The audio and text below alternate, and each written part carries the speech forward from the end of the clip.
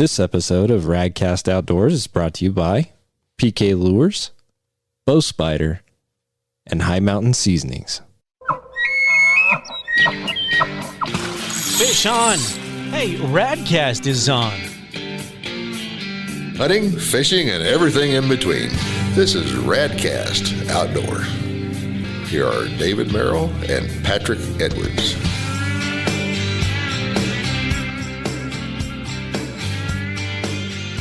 Well, hello and welcome to another episode of Radcast Outdoors. I'm Patrick Edwards. I'm David Merrill. And today we're at the Bowhunters Convention of Wyoming, and you know, I'm kind of out of my element in this place. There's a bunch of bow hunters running around here and people that are into that, and that's their main thing. That's their love of their life, and I've been feeling a little left out. A little like a fish out of water. Just a little bit, but... And I'm right in my element. We're talking about grizzly bears and mule deer and big bull elk, so... I've been rescued. Shane Dubois is here with us. He's a guide on Flaming Gorge. He's also the owner of Recon Angling. So you've got Recon Angling, and he's an incredible fisherman. Shane's done a lot of great fishing. He's posted some pictures lately that have just blown me away of some massive lake trout from Flaming Gorge Reservoir. And then he also got to do a really cool trip we'll talk about here in a little bit. But Shane, welcome to the show. Yeah, thanks for having me. Yeah, it's good to have you. We've been trying to get this done for quite a while, and you know, I had to come to Rock Springs, but we got it done. Yep, we did. And so, thanks for making the journey here today. Yeah, and thanks for making the time to come and visit with us. But give us just a little bit of background on you, and you know, kind of what you do and how you got into fishing. Yeah, so I grew up in Door County, Wisconsin, which is kind of the fishing mecca of the United States. Smallmouth, muskie, walleye, perch, brown trout, steelhead, kind of all of that. So I get asked quite a bit, how did I end up out west? How did I leave such a great place? Well, I just replaced the Great Lakes with the mountains, which I enjoy. So I did 8 years in the Army as a cavalry scout. And so I got out in Colorado, spent a couple years there. Went and ran professional fishing tournaments for the Masters Walleye Circuit, the Cabela's North American Bass Circuit. Went back to Colorado, didn't really feel like that was home anymore, a little too populated. Started fishing up here in Wyoming, so 4.5 years ago now. Seems like yesterday, but made the move out here, and then just started grinding the gorge. Started guiding. This is my second year full-time guiding and fourth year guiding. So I did 2 years part-time just to see if I'd enjoy it or not. And then when COVID happened, they shut my office down here. So that kind of vaulted me into, let's see if I can do this full-time.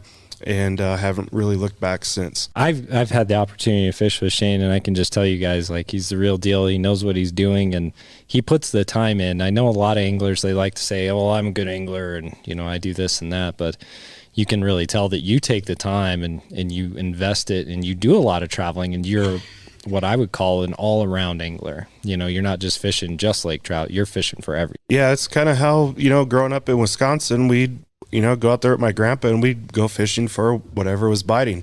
So I kind of just kept that mentality and ran with it. And I really do pride myself in being a well-rounded angler and not just a guy that fishes one lake. You see a bunch of guys where, they're really good at one lake and they go to others and they struggle. I kind of am that now to an extent where I got the gorge dialed in, but when I'm not guiding, I do like to just randomly go places and just kind of push myself. And I think with anything, hunting, fishing, anything that you do, the more you push yourself, the better you get and the more well-rounded you get. So, right off the gate, if you had to pick one species to fish for the rest of your life, what would it be and how would you fish for it? Oh man, that's a tough one. Lake trout are very challenging, but I would say probably tiger trout. They're so cool. Out of all the fish, they're gorgeous. They're aggressive, and they are a challenge if you're going for the big ones. The smaller ones typically aren't too hard to get, but really getting into those bigger tiger trout, it's you got to work to get to those fish. A lot of them are planted at high mountain lakes, so you got to hike. You got to put some real manpower into catching those fish. So I really like that challenge, especially out here west. It's just a good combination of getting in the outdoors and then just getting out to this. A lot of the places just such beautiful scenery that's up there, and you do get to see a lot of wildlife and stuff like that when you're up there. But I would say, if you're going to target tiger trout, they like to anything that's got a sharp drop off of a rocky shoreline. They like to hole up in tube jig. It's kind of a go-to. It kind of goes in the question, if you wanted to expand that to what lure would you use if you could go anywhere, it'd be a tube jig. It's just one of the most versatile lures ever made. I catch pretty much every fish I've ever gone fishing for on a tube jig. And so you just kind of bounce that tube off the bottom. It just mimics so many different varieties of baits and, bait fish for the fish. But that's kind of what I would do. Yeah, and I love tiger trout. I think they're one of the coolest looking fish that, Yep. I mean, of course they're a hybrid, and I think hybrids are cool. Like Yep. tiger muskies are cool too. Yep.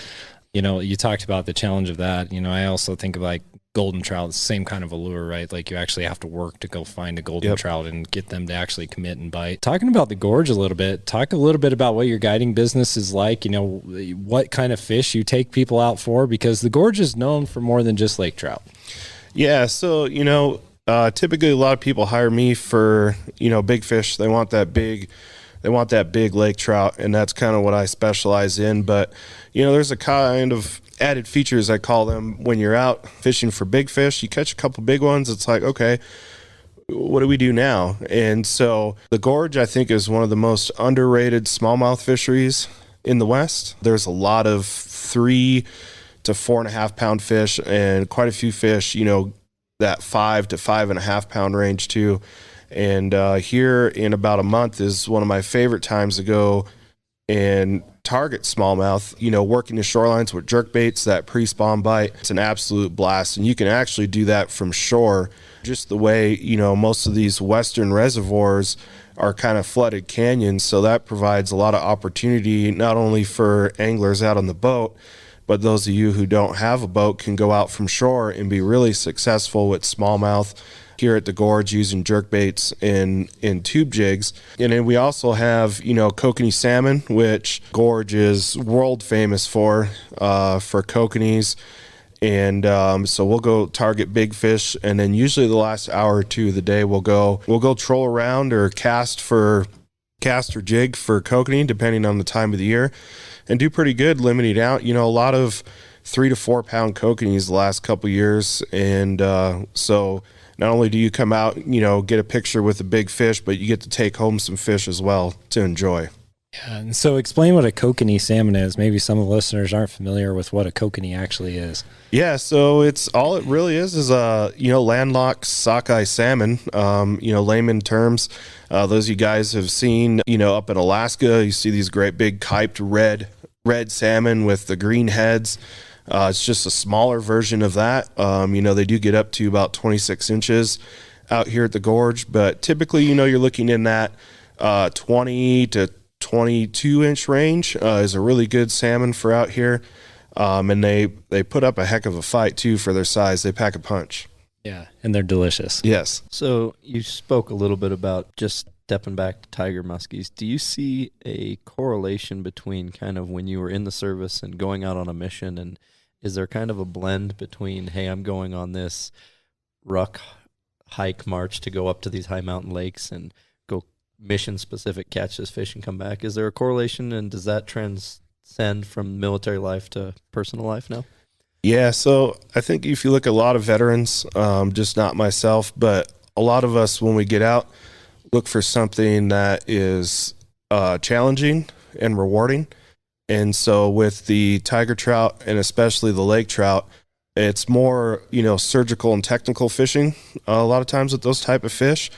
And so that really, that attention to detail is kind of driven into you, especially, if you had combat arms experience. It's driven into you, that attention to detail, and that really translated over for me and my success with lake trout, and then, hiking up to these lakes and stuff like that. That was one of the few things, about the stuff we had to do over and over, hiking and running and I hate to run. So I always tell people, if you see me running, you should probably run too, because something bad's coming. Because please kill whatever's behind me. Yeah. But hiking, it's one of the things that I really enjoy. I'm okay, speed wise, but once I get going, it's hard for me to want to stop. I just like, when you probably know from, hiking and hunting, that once you get going, it feels good. And if you stop and slow down, it's like starting that process all over again. But going back, into that question, there's a lot of correlation from guys. You see the hobbies they take up after they're out of the military. There's a lot of stuff that's attention to detail, and it just kind of, it's a good blend of that military and civilian life. Yeah, that makes a lot of sense. You talked about it just a few years ago. You kind of had a disruption, right? Like your office got shut down, and it was like, okay, well, is this the time? So can you talk a little bit about that, kind of what kind of launched you into doing this full time? Yeah, so looking back on it, the job was kind of holding me back from, because you get that comfort zone, especially with stuff that's going on. A lot of people can relate. Times are a little bit tougher, money-wise.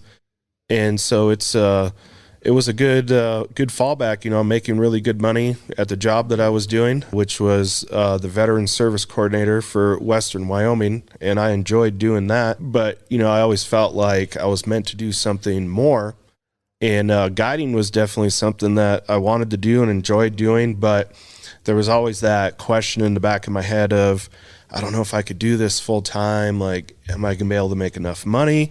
Something like that. I had a couple friends that were like, you just gotta take the plunge. Like, you won't know until you take the plunge, and it won't be as bad as you think. And so when they started the process of shutting my office down, I was pretty upset. Because this is a pretty challenging area, especially in winter, to get to. And as things progressed, I just kind of like, this is a good time of the year. It was kind of at the end of the summer. I was traveling quite a bit for that job and then guiding on the weekends, so I didn't really have a lot of personal time, but it ended up being a great time to just recharge my batteries and kind of focus on a lifelong dream. And looking back on it right now, it's probably one of the best things that ever happened to me. I've never been, so I guess joyful with life and more and relaxed for the most part. This fall was challenging with having boat issues, which I can't do trips if I don't have a boat. And the ice didn't show up forever, so it's kind of a double whammy. So things got a little skinny for a bit, but I've always been fortunate enough to where times are tough, I know I always pull out. And so everything worked out, and here we are. So I'm hearing some similarities with some other entrepreneurs that I've followed and listened to about, that journey and just being committed. And yeah, there's, you got to hustle, you got to get out there, and but you also have to make the commitment and the mindful step that this is what I'm going to do. And you got to commit to it, that I'm going to be a fishing guide on Flaming Gorge, right? Yep. And okay, this fall wasn't uber successful, and now we're going to move to the tertiary things to make this dream and goal happen. But it sounds like you persisted really, and I've heard that, similar in a lot of guys' stories about, whether they want to be the next CEO of a big company or whatever it is, that switch from that comfort zone of, hey, I'm in this job that is helping me, to, it's actually kind of been holding me back from doing what I'm meant to or what I want to do. So I'm glad that you're here and you've been able to make that step. Just talk a little bit about boat issues. I always joke that boat stands for break out another 1,000, because it's always something. There's typically an issue with boat motors, or maybe your trolling motor. That's always a fun one with electronics. So can you talk a little bit about some of the challenges guides face, boat maintenance, and of course, clients too, but Yeah, so as most people that own boats know, the two happiest days are when you buy the boat and when you sell it. So then you gotta get that in between time period on there. But yeah, being a guide and using a boat day in, day out, all your equipment takes a beating. So I kind of learned the hard way last year. I have to do maintenance a lot better and a lot more than what I was when I was doing it part-time. You can just see the degradation of pretty much everything as it gets used every day. And, boats, to be honest, and this isn't a knock at, any particular company, but they're not made to be used every single day, and so you start seeing some things that normal people wouldn't a lot quicker, just keeping up on small things like changing your spark plugs out on the boat every 100 hours.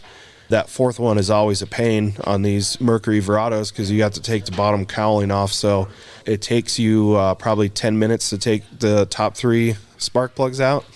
And then what I found out on my boat is previous owner thought the same thing and never messed with the 4th spark plug. So I took that sucker out, and it was you could tell it never been messed with or anything, but it led to issues with my ignition coils, which led to issues with my injectors.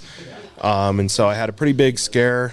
Initially, I thought I had a blown head gasket. That's what I was told. And, the repair bill on that was about $14,000. And so that's a huge hit when you're not, bringing in money. So it was a real sucker punch. And, luckily, I when I was hustling, I paid some toys off.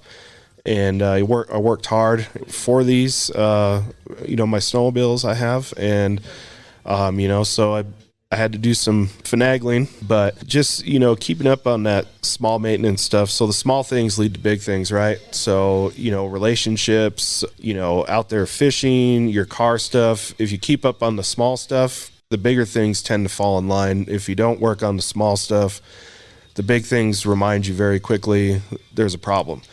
And that's kind of the best thing with owning a boat and keeping that maintenance part of it. But the other flip side of it is having a marine shop that you can trust, and that if there is a problem, they're going to take care of you. And I found out the hard way on the flip side, if you don't have that, the issues that happen, luckily now, just do a quick shout out to Crawley Marine in Denver. But, those guys are amazing. They take care of all their customers, and they go the extra mile to get it done. And so if you guys are out there trying to figure out what's going on or just with your boat maintenance, find a boat dealer that you have a good rapport with and have a huge trust.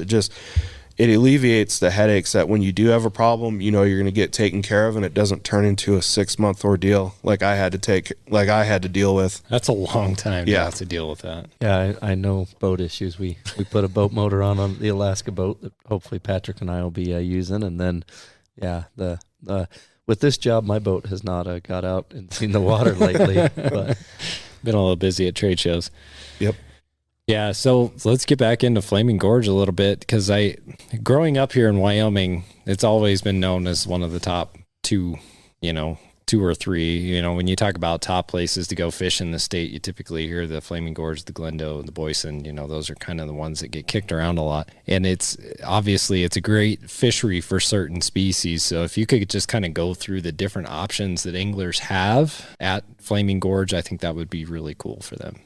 Yeah, and the gorge in the last 10 years or so has really become popular for burbot, right? And so growing up in Wisconsin, personally, we call burbot lawyers or eel pout. It's cool to catch one, but I don't, we never got crazy over it. So it is pretty interesting to see just the different dynamic out here where people go absolutely ballistic for burbot, which is a good thing at the gorge, right? Because they're an invasive species that were illegally introduced to the gorge. And so a lot of people are familiar with the Burbot Bash, which is a big ice fishing tournament they have usually in late January to help, alleviate and eradicate the burbot that are out here. What we have been seeing the last couple of years is the size of the burbot has gone down. I think biggest burbot this year was only, 31 inches. In other years, it's 36, 37 inches. And so you're seeing a lot of these older fish that have been here a little bit longer kind of be taken out of the system. And now there's saw a lot of like 18 to 24 inch burbot this year. Not a lot of huge numbers of those bigger size burbot.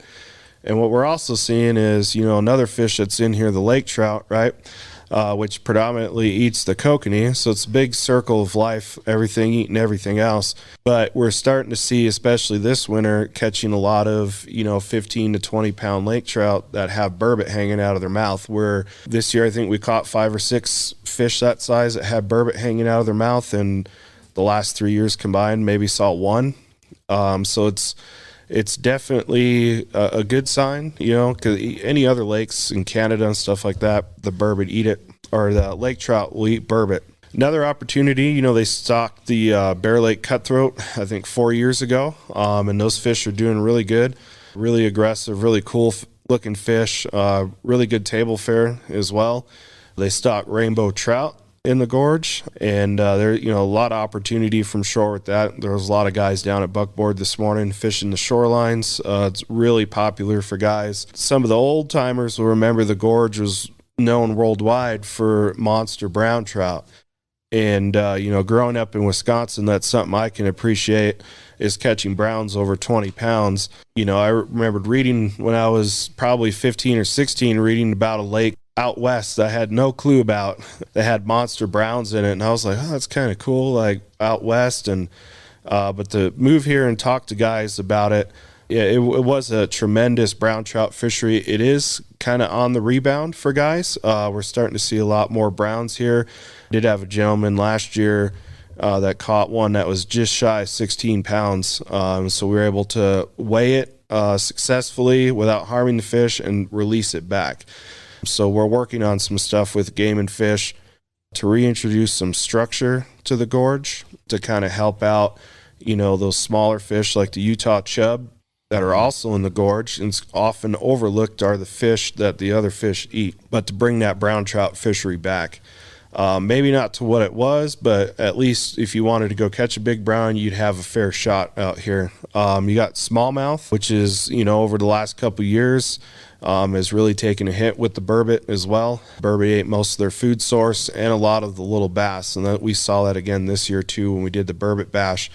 A lot of burbot coming in with 2 to 4 inch bass burping out of their mouths. But yeah, the smallmouth fishery, like we mentioned earlier, it's an underrated bass fishery in the West. And then going into kokanee, Flaming Gorge has always been known for just massive, big kokanee salmon. Probably the best eating fish, in my opinion, that the gorge has. But that has drawn a lot of interest, especially in the last couple of years, from other states as well, from people from California, Washington, Oregon, all come out to the gorge for kokanee salmon. And one of the least known fish in the gorge is catfish, channel catfish. Yeah. And there's been some big ones that have been caught out here. Does it still have the state record out of Flaming Gorge? I believe so. I think it is still the state record, right? 27 pounds.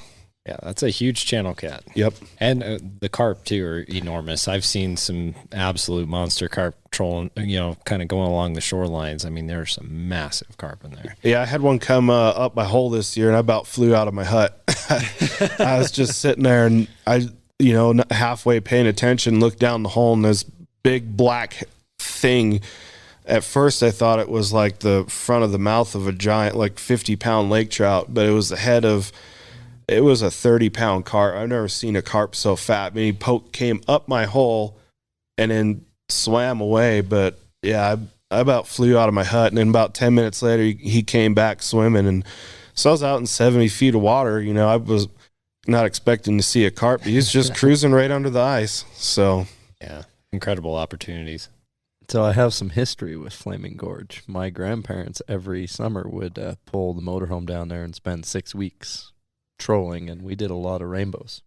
I mean, it's a decent rainbow fishery, right? And we would stop and do some lake trout fishing, but when you got 4 little grandkids in a boat, trying to keep them on task, and so we never really targeted the lake trout, but we'd troll until we got a limit of rainbows on that. Is the rainbow fishing still good? Yeah, it's good. You probably won't see the size that you did back then. Even since I've lived here the first couple of years, you had shots at 5 or 6 pound rainbows.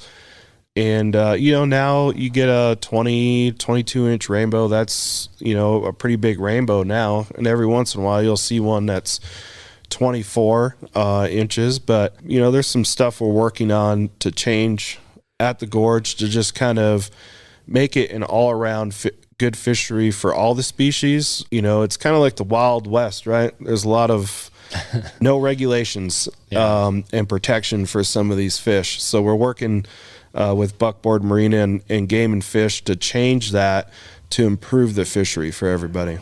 So what are you guys doing about, pup lake trout, the smaller 2 to 4 pounders? Because I know that at one time when I was growing up, they were just everywhere. I mean, there were tons and tons of them. Is that still an issue? And what are you guys doing about that? Yeah, that's a great question, tying kind of what we were talking about. But yeah, it's I don't want to like raise alarms or get people nervous, but we're at kind of a precipice right now at the gorge where the lake is on the verge of crashing because there's too many mouths to feed. And so a real big focus on that right now obviously is the burbot, but we have the lake trout as well. So anything, under 25 inches, especially that 18 to 23 inch range, if you're out there fishing, take as many as you can towards your limit, which is 12 out of the lake that size, because everything's eating the salmon out there. And so if you do the numbers of how many lake trout there are at the lake, and that's just lake trout, right? So you have a population of, let's say 150, 200,000 of these fish. And, Game and Fish is stocking between the two states 3 to 4 million kokanee a year.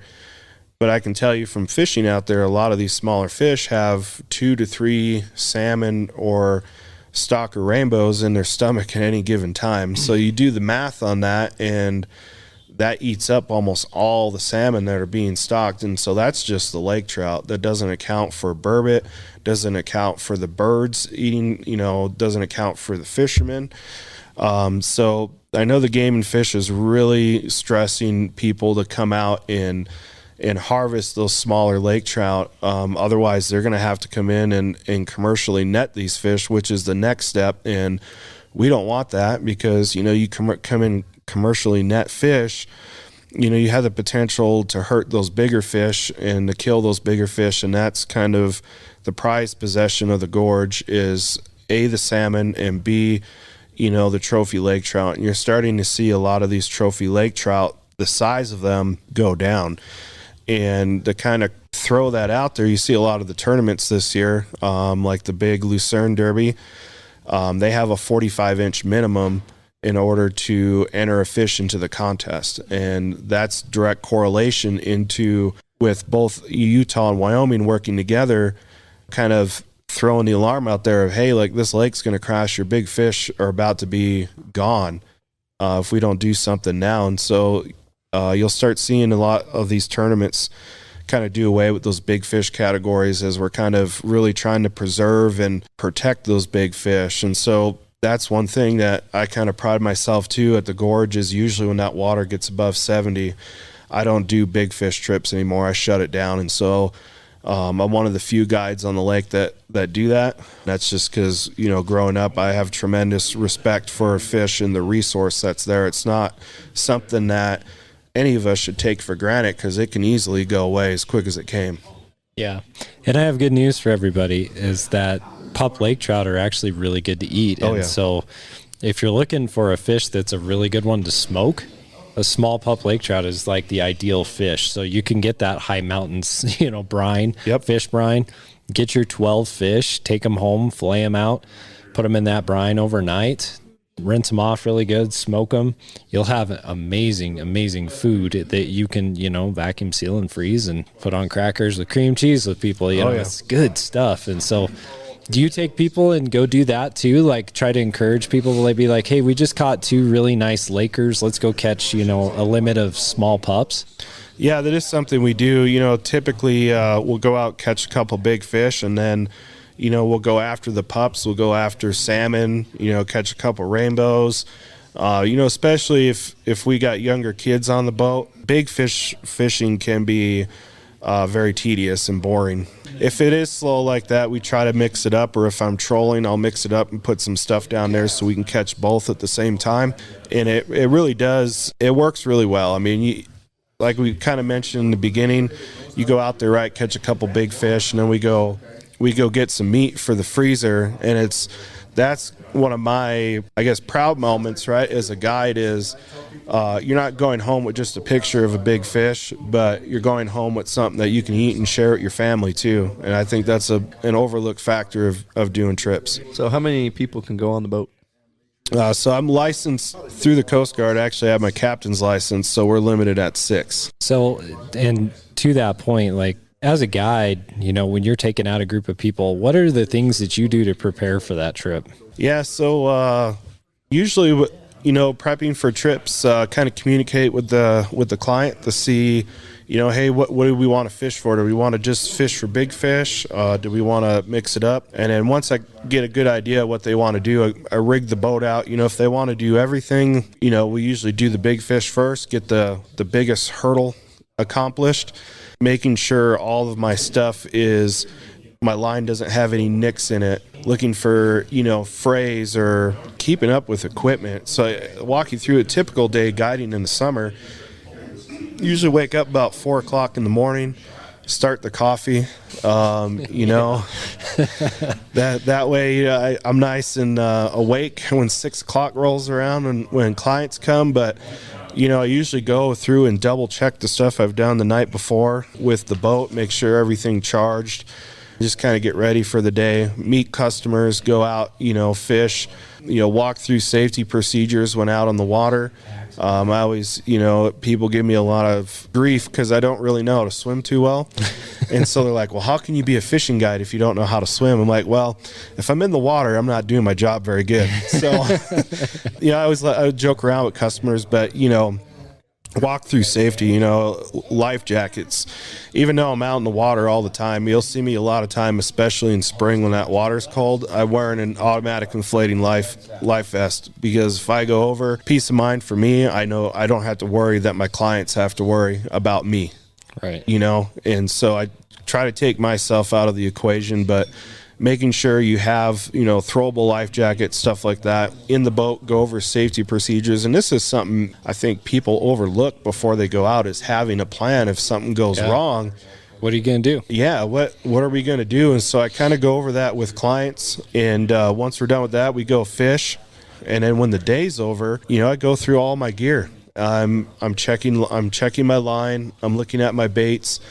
I'm looking at, if I'm trolling, I'm looking to see if I need to, redo any of my sets of blades that I'm using.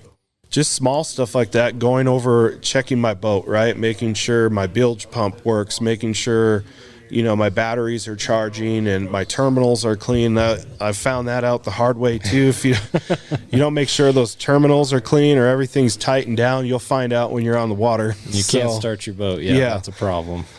And talk a little bit about Flaming Gorge, because I've had some very scary situations myself on Flaming Gorge in smaller boats back in the day. That body of water can get nasty in a hurry. So can you talk a little bit about that? Yeah, you can count on the wind showing up about 11 to 1 every day. So, keeping an eye out for that, watching the sky for storms. I've been out in a few hairy situations out there where you look and it's like, oh, the storm's, on the other side of the mountain, I'm good. And then you get reminded very quickly that Mother Nature doesn't care, and lightning travels very far, very fast. I had a scary situation out there where the skies were basically clear, but you could see a storm coming, and it was probably 10 or 15 miles away. And so I was like, all right, well, it's time to go in, and was out with my friend. And so we started driving across the lake. The wind came up out of nowhere and lightning hit right in front of the boat, like probably 30 feet.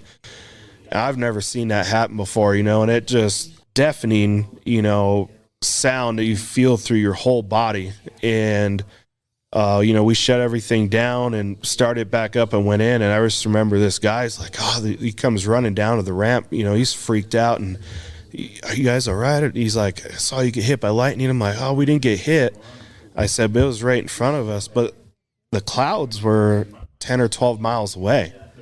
So it's just a reminder out there that just because the storm is in the mountains doesn't mean that you're safe, especially with lightning. But yeah, the wind out there is it's relentless. It's more so on the north end. So I live full time at Buckboard now, and all it does in the afternoon most days is just rip up there. It'll be 40-mile-an-hour winds, and you go down to Lucerne, and it's calm, and there's. It's of course the Wyoming side's always more windy. Yeah, yeah, but yeah, it's definitely a place. If you're out there, doesn't matter how big your boat is out there. Just to keep an eye on the wind directions and stuff. Just because you're safe where you're at right there doesn't mean that when you go back in that you're going to be able to safely get back in. It's just something to keep in mind.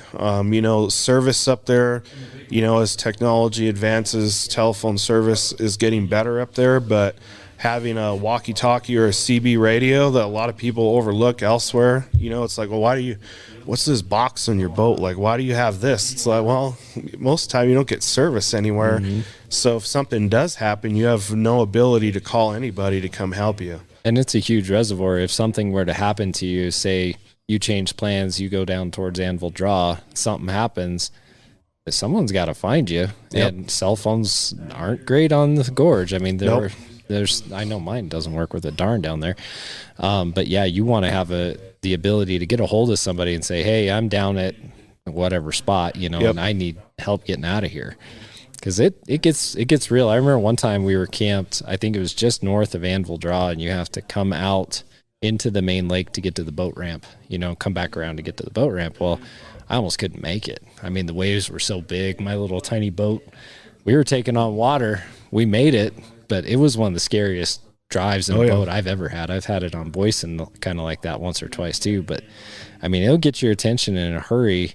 And, yeah, safety is a big deal out there because it's a very deep reservoir and it's very, very big. Yeah, especially here in the next couple months, right? The weather's starting to warm up, and it might be 60, 70 degrees, but that water's still 38, 40 degrees, and your body's going to let you know real quick that it's not fun to be in, So it's just being prepared, and, stuff freezes in the morning, boat surfaces, stuff like that. It doesn't take a whole lot to fall out of a boat. It doesn't matter how experienced you are. Yeah, absolutely. Especially when it's bucking really bad. Yeah. The last time I was fishing for lake trout down there on that gorge, search and rescue was actually using side sonar looking for a guy because his boat was just floating right there by the dam. And he went out fishing that day. I mean, I don't know who it was exactly, but the story I heard was he went fishing solo on his boat.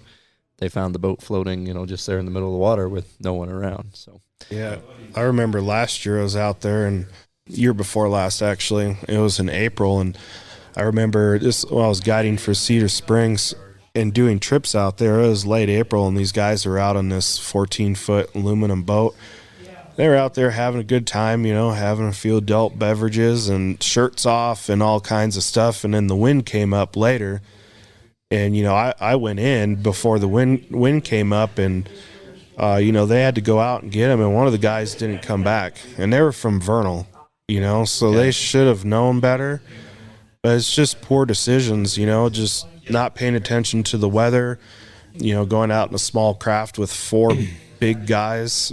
Probably not having the PPE they needed. Exactly. Yeah. Life vest, man. Life vest. Yep. Like, we had Matt Good, he's from Search and Rescue in Fremont County on, and he talked about that because we lost a young man up at Pilot Beat Reservoir this year. Same thing. He just didn't have a vest on. And that's all it takes. I mean, you get tired. And in that cold water, you were talking about that. I remember a story. This has been, Shane, probably like 12 years ago. But you've probably fished Sunshine Reservoir up by Matiti, right? Well, one spring, it was like April, this guy and his son, they went out there fishing, and they were trying to load the boat, and something happened, and it came loose, and it floated off. Well, the dad went out to swim after it, and he was in his 50s. Well, that cold water killed him. He had a heart attack from that cold water, and he ended up dying there at the reservoir. So, I mean, it's things that, it was a nice day. Yep. But that water was really, really cold, and you don't typically think of that, but you have to in places like Wyoming, especially the gorge. Yeah, it doesn't take long to get your core body temperature to go down when that water's that low. We had a situation down at Buckboard this year where, Tony, the owner, had to jump in after his dogs because, English bulldogs don't swim, or French bulldogs, sorry, don't swim, and they were out there chasing coots and went into the water. But, the worst part was getting out of the water is you get to that point where your extremities start locking up, and it doesn't take very long in that cold water for your core temperature to drop to where the circulation is gone from your extremities. And then, if you're not breathing correctly, you tense up, lock up, and that's it. Game over. Yep. Yeah. David knows that from living in Alaska. I'm sure you got stories about that. So I did offshore water survival safety training in Alaska and in the Gulf of Mexico because I worked offshore oil field both places, right? And it's very funny is offshore Alaska water survival training is a 5-minute video, and you put on a Gumby life suit, big, right? You zip it up and you get a helicopter ride out to one of the platforms you go to work, right? Offshore water survival training in Louisiana and Texas is a 3-day course. They put you in a mock helicopter body. They spin it upside down. You have to evacuate the helicopter and do all these things and take this course, right? Well, the difference is the water temperature in the Gulf of Mexico is 70 or 60 degrees. You could float out there for a week until they come pick you up. You got 30 seconds without a Gumby suit. You have 3 to 5 minutes with a Gumby suit. If you go in the water in the Gulf of Alaska in the winter. Just a totally different world, that's for sure. But yeah, safety, you mentioned something about, just the morning, a little bit of ice on the bow of that boat, you step in the wrong spot, you slip, you hit your head on the boat, then you fall in the water, and doesn't matter how strong a swimmer you are, it's game over. Yep. So especially a person like me, because I'm not coordinated, so I'd be that guy that falls. But I do have to ask you about something. You got to do a really cool trip recently with Eric Hadia, who's one of the best fishermen of all time, in my opinion, and just he's amazing. Can you talk a little bit about that and what that was like? Yeah, it was pretty fun. So I've known Eric for a few years. We've chatted back and forth on Facebook and Instagram, and finally able to link up with both of our schedules and get out there. And so, got up there at 5:30 in the morning. He was already getting stuff set up. He has a gentleman, Tony, that helps him out now. And so they're out there getting ready. So we got there. We're kind of like, hey, what's going on? Like, chit-chatting, and we look, and there's already a rod banging. And so he's like, oh, there's one over there. So we, jaw jackers. I'm like, oh, there's something I know, you know. We run over to the jaw jacker, and, the first fish of the day was like a 13, 14-pound male brown, just big old kype on it. And, I was like, and it's cool, too, right, because you're in downtown Milwaukee, so you got the skyscrapers and stuff behind you. The sun isn't even up yet. It's just twilight. So you get the cool background behind you of, the buildings all lit up, the sun barely coming up with this big brown, and so he's like, all right, cool, well, back to business, right? He had 2 more people coming, so he's like, I got to get these rods set up. So he's getting that, and I think before these other people showed up, we caught 2 or 3 fish. Wow. And it was just a great time. I mean, he's got the system down there. You go out there, the hut's set up, you walk in there, you can jig inside the hut, and you got rods out with jaw jackers. They go off, you run and grab them, and you get to be go on live, with thousands of people watching when you got the big fish. But yeah, it was a good time. He's a great angler, great guy, and he makes it pretty enjoyable out there. Just oh, there's another big one. He's like, oh yeah, that's a big one. But it's it's interesting out there because these browns do their big runs, but they do remind me of these big lake trout, right? Where they go, you get them up to the hole, and then they just go straight down.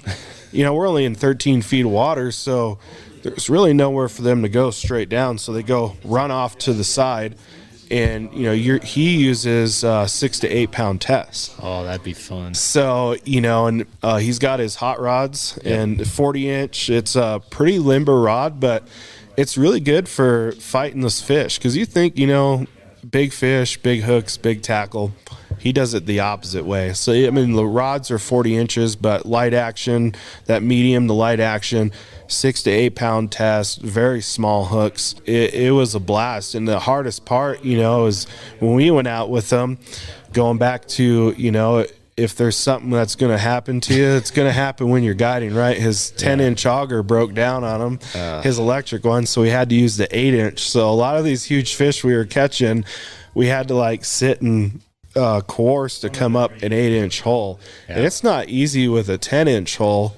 So it was pretty challenging with an 8-inch hole, and just seeing those fish come up. You know, you'd see them down at the bottom of the hole just sitting there, and it's like, all right, here we go. We're going to get its head up. And you'd go, his head would come up just a little bit, and then it'd be like, nah, I'm not ready to come up. So literally you see it turn its head back the other way, and it's like, all right, here we go. We're going to do the whole process again, right? And the whole time you're like, okay, like, I hope the line doesn't break. Like, we've seen how big this fish is, which is cool because we know, but I want a picture with it too. Right. There is something about big fish, and just there's an electricity in the air, you know, when whether you're netting them or coming up through the ice, or it's exciting to hook a big fish, and then it's exciting to hook any fish, right? But then when you know it's a big fish, it's there's an intensity that creeps up, and I can just imagine. So how thick was the ice? We're out, I think it was 13 inches. So you got a 13-inch pipe, 8 inches in diameter. You're trying to slide a fish through. We're not talking an inch thick, you know, piece of ice.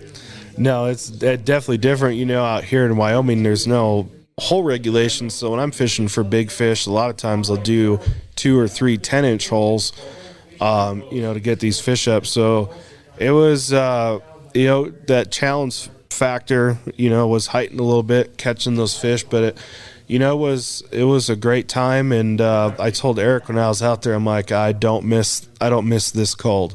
And he knew exactly what I was talking about. You know, the younger guy that was out there, cold. Tony, he's like, humid. I thought it was kind of nice out here. I'm like, you go fish out in the West, and I tell people this all the time, I'll take 30 below here any day over 30 degrees in Wisconsin.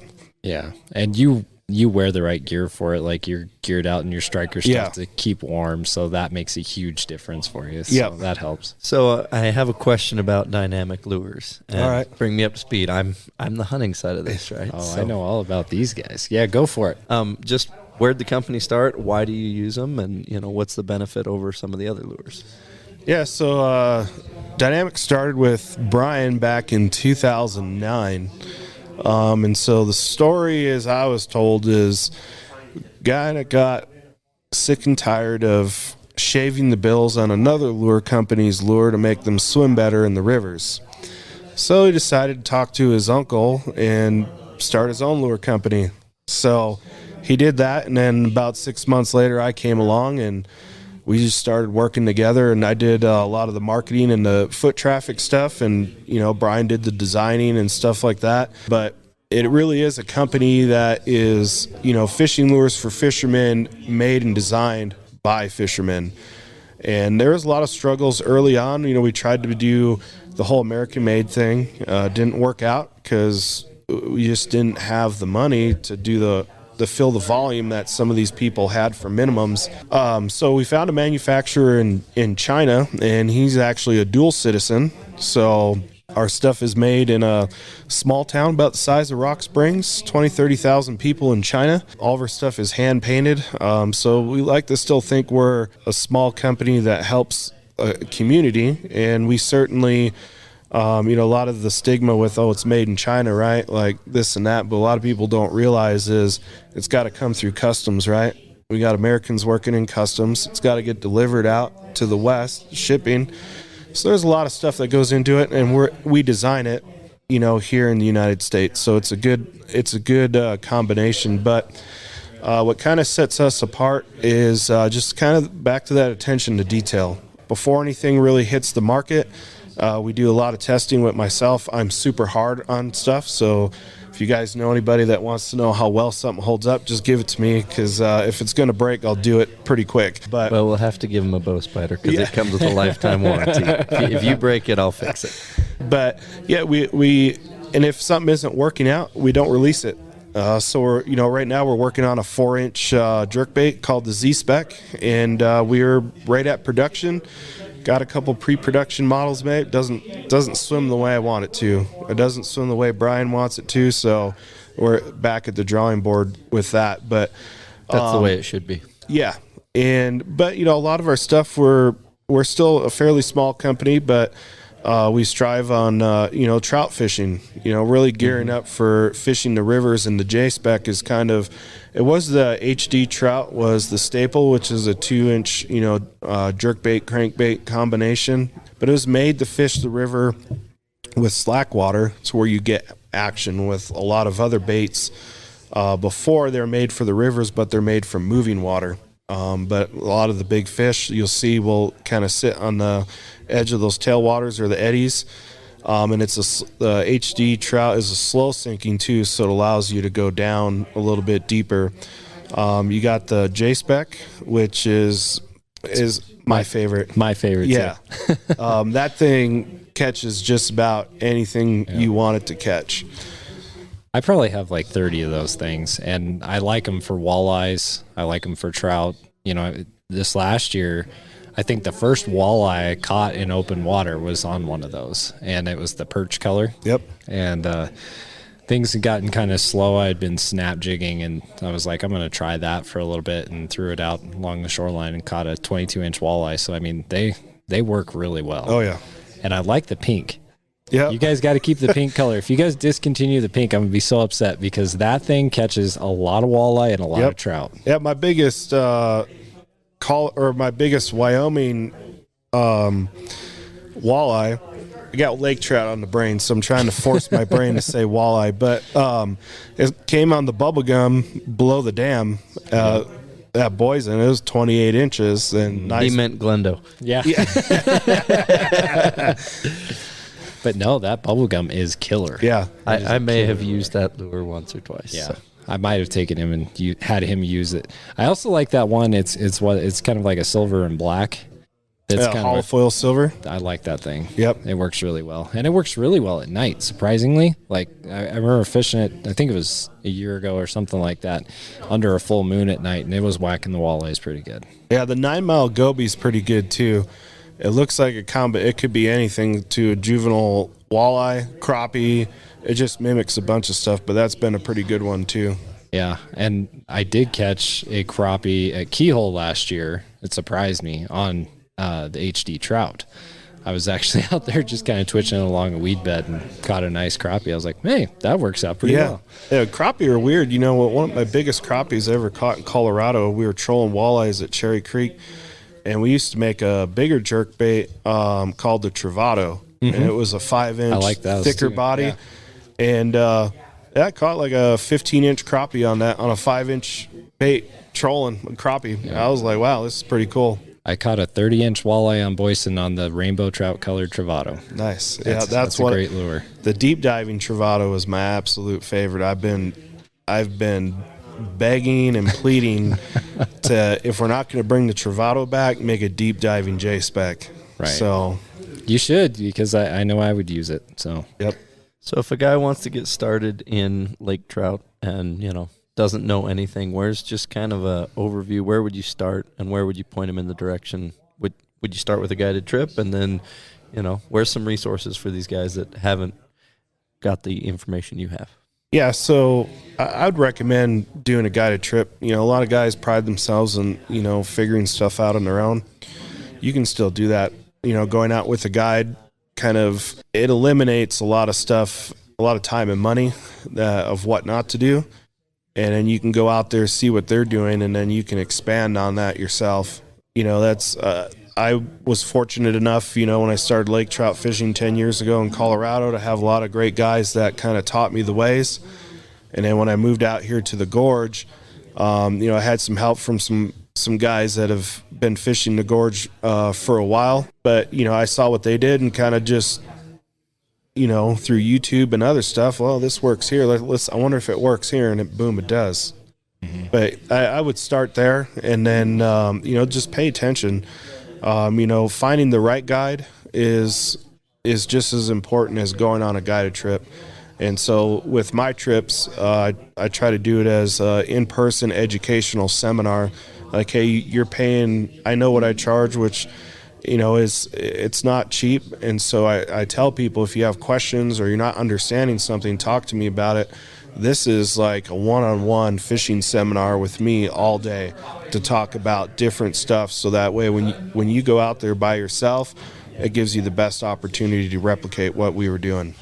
I think that's a really good point, because if you've never been to Flaming Gorge before, I would recommend you go with a guide. It's big, it's enormous, and it can get dangerous. It's good to go with someone who actually knows the body of water. There's a lot of water for the fish to hide in that lake. 94 miles long. Yeah. How would somebody get a hold of you? Yeah, so the best way is, Recon Angling on Facebook. You can go to the website, reconangling.com, and fill out a contact submission form, and then I get an email for that way. And that's usually the easiest way, is just, shoot me a message. With that whole service thing we were talking about earlier, if you call me, you're probably not going to reach me. I'm probably going to be... You're on the lake fishing. Yeah, I'm on the lake fishing or doing something. Voicemails are wonky out there, so shoot me a message on Messenger on Facebook is probably the best way. Instagram, or if you see the number on the website, shoot me a text and I'll get back to you as soon as I can. Pretty soon, David and I are going to have to come down and go fishing with you, so we'll have to set something up here before you go, but just to at least get the conversation started. But I want to thank you for taking the time to come on, and also congratulate you, because you're one of the few people that's an ultimate angler in Wyoming. I need 2 more. I'm going to get it done this year. But I just want to say congratulations on that, because that's a big accomplishment. It's tough to do. Yeah, it was fun. A lot of grinding, and I was trying in competition with one of your relatives to be the first, and guiding got in the way. But it's a pretty cool program they have. Yeah, and Danny, I got to give him kudos. Having bone cancer and getting that done, it's impressive. He worked really hard for that, and he's another really good multi-species angler. So. And we've had him on, so if you want to go listen to Danny's episode. Talk about muskies, yeah, he's the muskie pike guy, that's for sure. But again, thank you so much for coming on, and I'd love to have you back too. I mean, we can go in depth on more species and different tactics and things, because you've done a lot of different things. For sure, yeah. It's fun. Thank you guys for having me. Yeah. So just got to give a shout out to our sponsors as well. If you want to go play with lake trout, I can tell you a spoon that works really well. It's the PK jigging spoon. So if you're looking at the red dot glow pattern and the fire tiger glow, those work really well, especially for those pup lake trout. If you want to hammer the snot out of those things, take some of those down to the gorge. You can do that.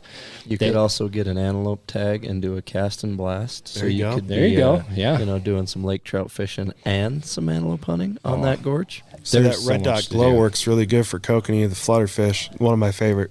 And for burbot. Yep. Yeah, at the burbot bash, every year somebody's got a red dot glow and is just smacking those burbots. So. I have had 2 or 3 people ask me, you're pushing PK lure, you're pushing high mountain seasoning, you're pushing, bow spider. And I'm like, well, we push products and company that work and we use and we believe in. Yeah, so go to pklure.com. You can check out their new open water lineup. They've got a lot of different things, especially for walleye. If you're a walleye fisherman and you're pulling harnesses, they've got a lot of cool options and innovative products out there. The Reef Rig is the newest of those, and it's pretty cool. And then, of course, High Mountain Seasonings. Like I mentioned, if you go down and you catch a bunch of these pup lake trout with Shane, you get them flayed out, take them home, throw them in some High Mountain Seasonings brine them up, and smoke them. And I would recommend either alder or applewood. It really makes a nice smoked fish. Wouldn't you agree, Shane? Oh, yeah. It's hard to beat. Apple would be my go-to. So when we come on the boat, I expect smoked fish for snack. Because you're kind of caging a Tasmanian devil on a boat all day for lake trout fishing. Might even bring some elk for you. There we go. Hey, there you go. And last but not least, check out Bow Spider. We're here at the bow hunting convention. This is kind of the place to be, but if you want a good way to pack around your bow, go to bowspider.com and get that done. And of course, we need your support. We love having guys like Shane on, and to help our show, just tell your friends about it. Let people know. Subscribe. Yeah, let people know. Like, I was talking to a guy today. He didn't know how to download an episode. I showed him. So, I mean, you might have to show some people, but we're really relying on you. So, if you could do that, that would help us immensely. Grab your dad or your uncle's phone and just download them and set them for pre-download. Say, here, all you got to do is press play. Exactly. So, until next time, we'll come back with another episode of Radcast Outdoors.